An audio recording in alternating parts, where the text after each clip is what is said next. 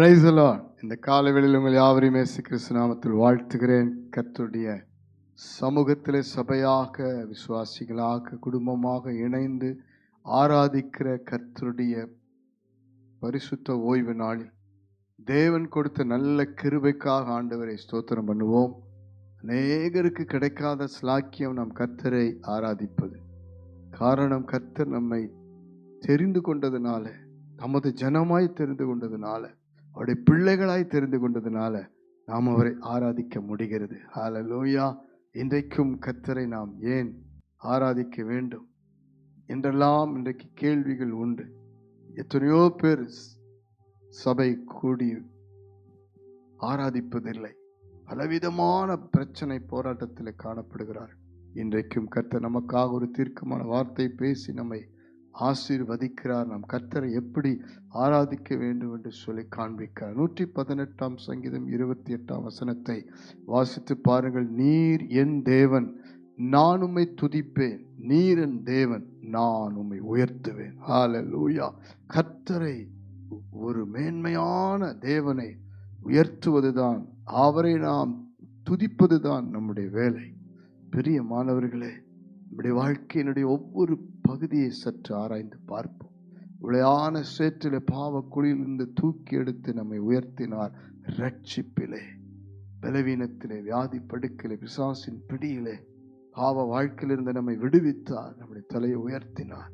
பெரியமானவர்களே, ஏன் நாம் கர்த்தரை ஆராதிக்க வேண்டும்? நாம் கர்த்தரை பாடி ஆராதிப்பதின் நோக்கம் என்ன?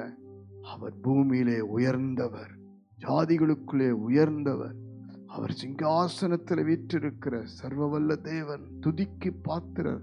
அவர் உயர்ந்தவர். எல்லா நாமத்துக்கு மேலாக அவருடைய நாமம் உயர்ந்த நாமத்தை உடையவர். ஹல்லேலூயா. நம்மை உயர்ந்த அடைக்கலத்தில் வைக்கிறவர். நம்ம எல்லா சூழ்நிலைகளிலும் அவர் நம்மை தலையை உயர்த்துகிறவர். ஆகவே நாம் அவரை ஆராதித்து அவர் நாமத்தை உயர்த்துவதற்குத்தான் பாடுகிறோம், துதிக்கிறோம், ஆராதிக்கிறோம், அவரை மகிமைப்படுத்துகிறோம்.